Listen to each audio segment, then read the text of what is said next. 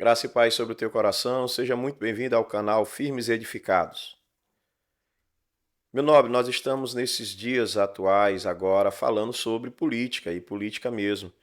E há uns pensamentos diferentes ocorrendo no nosso meio sobre envolver-se ou não em política, né? A igreja se envolver ou não em política, os pastores se envolver ou não em política. Eu quero trazer aqui pelo menos 5 razões. Vai ser dividido aqui em 5 vídeos, se você quiser acompanhar, senão vai ficar muito longo. Eu quero antes trazer aqui uma introdução, uma explicação de que a igreja, ela não está sob ameaça de deixar de existir, ela não está correndo perigo de deixar de existir. Ela está sofrendo ameaça em relação à sua missão, à sua atividade como instituição reino de Deus entre os homens.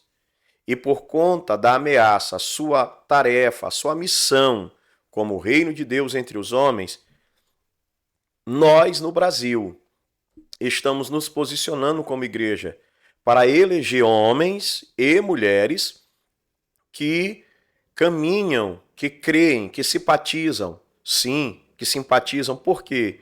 Porque no nosso meio há muitas pessoas amigas, pessoas que ainda não são evangélicas, que ouvem hinos, que gostam de ouvir a mensagem, a pregação da palavra, que participam dos cultos, que enviam seus filhos para os nossos templos, para a escola bíblica dominical, porque vê na igreja uma missão muito linda.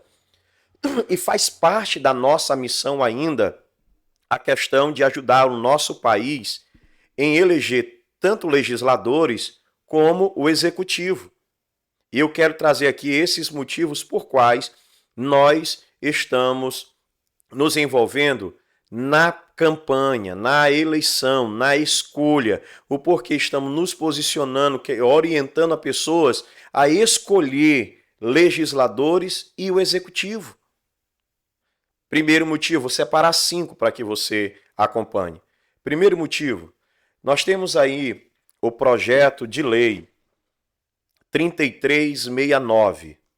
Primeiro motivo que eu quero trazer para você. Projeto de lei 3369 de 2005. O autor é o deputado Orlando Silva. Primeiro, o autor de um projeto de lei só pode ser um deputado. E um deputado e uma pessoa só se torna deputado se ela um dia se tornar candidato e votarem nela o suficiente para ser eleito. Parece muito tosco, né?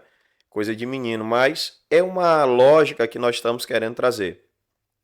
E o relator foi o deputado Túlio Gadelha, o namorado da Fátima Bernardes. O Orlando Silva é do PCdoB, Partido Comunista do Brasil. E o Túlio Gadelha é do PDT, de Pernambuco.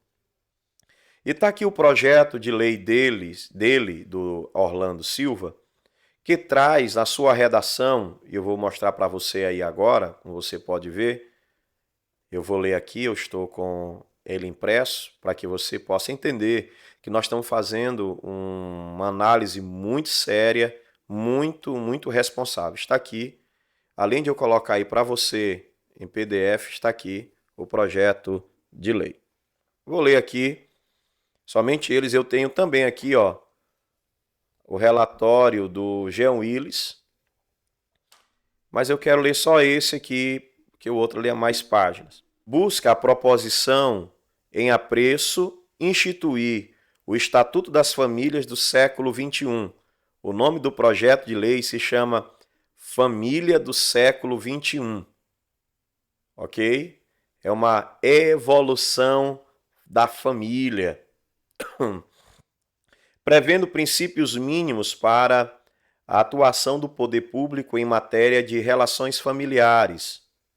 Pelo seu texto, são conhecidas como famílias todas as formas de união entre duas ou mais pessoas que para este fim se constituam e que se baseiem no amor e na socioafetividade, independentemente de consanguinidade, gênero, orientação sexual, nacionalidade, crença ou raça, incluindo seus filhos ou pessoas que assim sejam consideradas.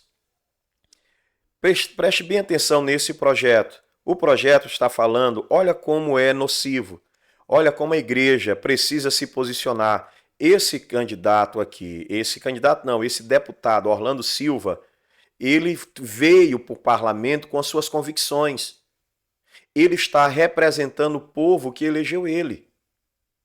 A Constituição, a nossa Carta Magna, no seu artigo 1º, parágrafo único, diz que todo o poder emana do povo e que ele o exerce por intermédio dos seus representantes, eleitos por ele, que ele votou, ou por si mesmo.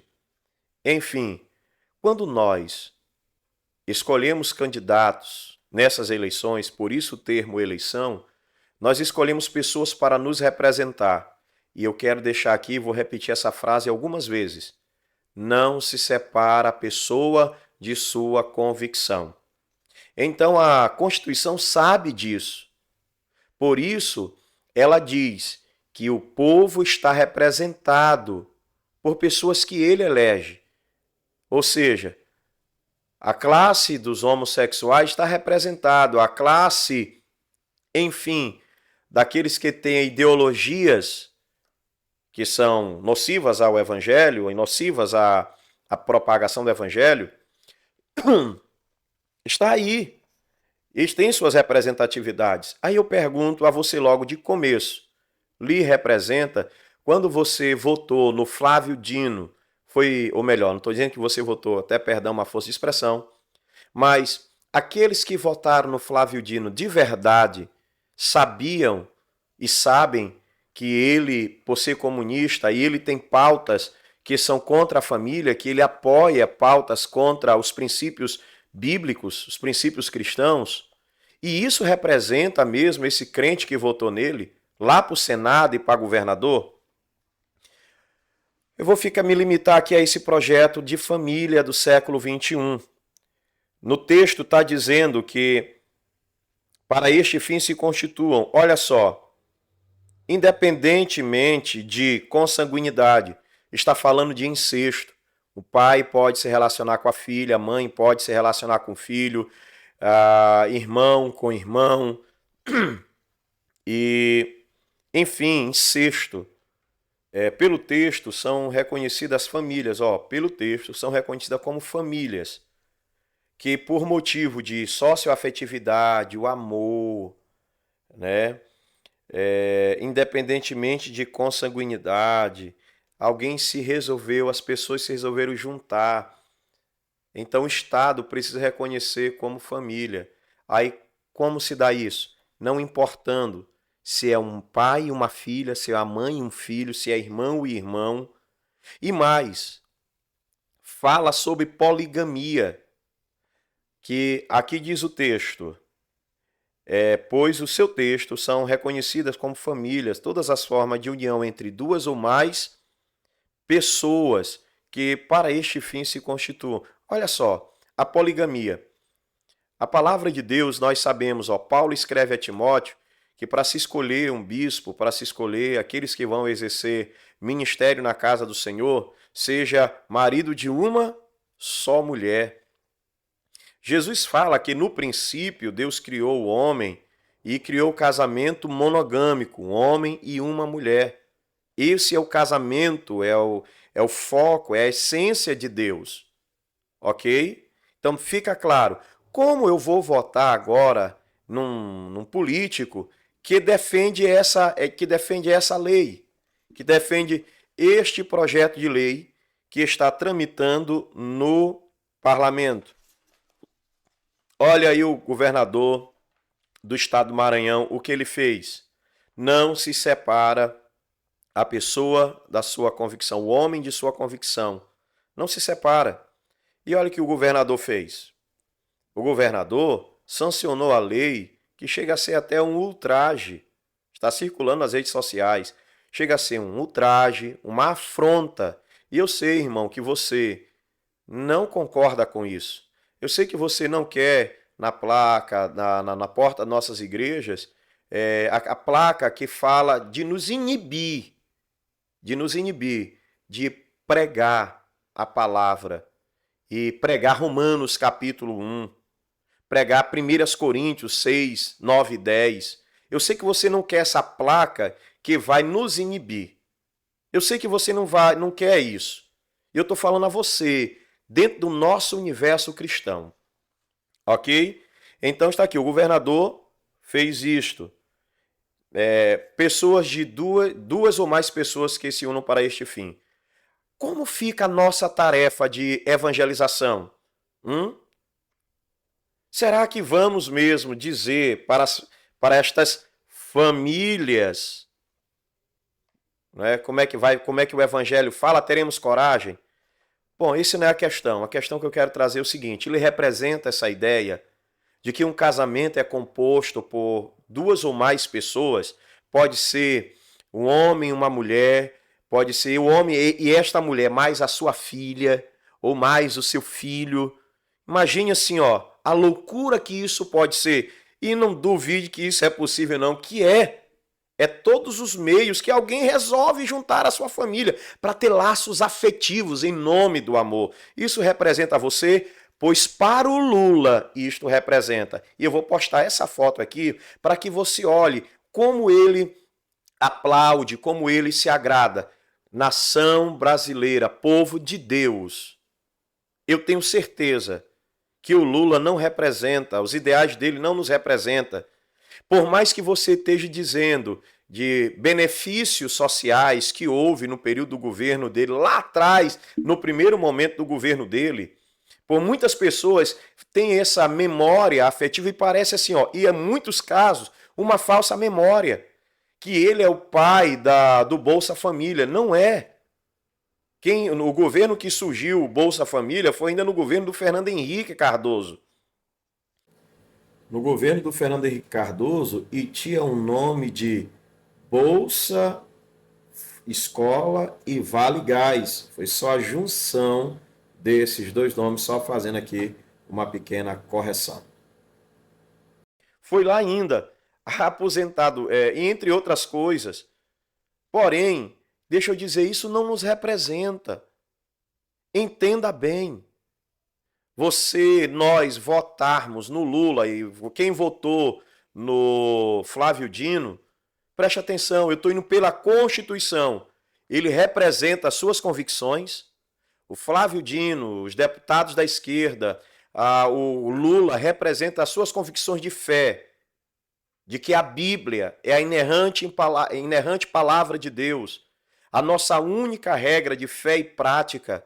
Como eu não posso estar levando para a urna as minhas convicções? Está aqui esse projeto de lei, deixa eu continuar lendo.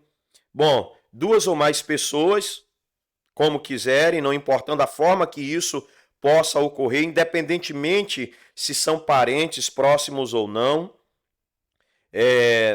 incluindo seus filhos, ou pessoas que assim sejam consideradas. Preste muita atenção quanto a isso. Olha como o deputado não se desassocia da sua convicção. O deputado Túlio Gadelha, ele está firme nas suas convicções. Ele não está fugindo das suas convicções. Eu vou ler aqui o voto dele. Ele diz assim no voto: no mérito, é nosso entendimento que o projeto merece aprovação. Conforme bem explícito nas justificativas da proposição, há tempos que a família é reconhecida não mais apenas por critérios de consanguinidade, descendência genética ou união entre pessoas de diferentes sexos. As famílias hoje são conformadas através do amor, da socioafetividade, critérios verdadeiros, para que as pessoas se unam e se mantenham enquanto núcleo familiar. Por esses motivos, tornam-se responsabilidade do Estado o reconhecimento formal de qualquer forma digna e amorosa de reunião familiar, independentemente de critérios de gênero, orientação sexual, consanguinidade, religiosidade, raça ou qualquer outro que possa obstruir a legítima vontade de pessoas que queiram constituir-se quanto família. Por outro lado, a emenda apresentada nesta Comissão de Direitos Humanos e Minorias vai em sentido totalmente oposto, considerando entidade. Aqui ele está reclamando de alguém que se posicionou contra, no caso, o Sóstenes Carvalho, deputado Sóstenes Carvalho. E diz: discordamos frontalmente de tal visão retrógrada. Cadê? Retrógrada, que não se coaduna com a nova realidade das relações familiares, baseadas em premissas de igual respeito e consideração, bem como reconhecedora da heterogeneidade, da diversidade das formas da organização familiar. Agora pense comigo. Imagine tudo isso entrando em vigor, tudo isso sendo aprovado. Agora, as bases da educação. Seu filho, nossas crianças pequenas, nas escolas, aprendendo padrão familiar. Imagine isso. E essa pauta da família, a pauta dos valores, é uma coisa muito atrasada. Sendo ensinadas que o padrão familiar não é só pai e mãe, e elas crescendo, aceitando de forma natural. E esse é o projeto. E por isso, como igreja, nós precisamos nos posicionar. Por isso que os pastores estão se posicionando. Por favor, ouça o seu pastor. Não vá pensar que não deveria, por isso, por aquilo. Olha aqui, eu estou mostrando para você. É projeto de lei, entre outros. E são 5, pelo menos 5 que eu vou trazer aqui, se você quiser acompanhar. Vou trazer hoje esse vídeo, amanhã outro, e eu quero que você acompanhe. Está aqui, ó. Nós estamos nos posicionando a fim de orientar o povo a acordar. O seu filho sendo doutrinado na escola, todos os anos e geração por geração, tendo isso como normal. Aí ele vai encontrar dentro da palavra de Deus. Sabe o que eles vão dizer da palavra de Deus? A Bíblia é misógina, a Bíblia é racista, é discriminatória, a Bíblia despreza, a Bíblia não fala de amor, a Bíblia precisa ser reformulada, a Bíblia precisa ser atualizada. É isso que vão dizer para os seus filhos, que a Bíblia é um livro muito antigo, que aí pertence a uma cultura passada. Você realmente quer isso para o seu filho? Não vote. Se você quer, tudo bem. Se você não quer isso para a doutrinação dos seus filhos, não vote no Lula, não vote na esquerda. A esse período que eu estou gravando esse vídeo, já ocorreu o primeiro turno de 2022. Fica aqui um esclarecimento. Hoje são 7, estou gravando no dia 7 de outubro de 2022. Por favor, atente para isto. Quero que você pondere muito bem, ok? Então, esse é o primeiro vídeo. Você pode compartilhar, deixa o seu like, pode comentar. Se você quiser corroborar com alguma coisa, pode colocar, tiver alguma coisa a mais a acrescentar. Coloque nos comentários, que eu vou ler os comentários, certo? E a gente vai, mas queremos ajudar o povo de Deus. Este é o seu canal, Firmes e Edificados. Deus abençoe a todos.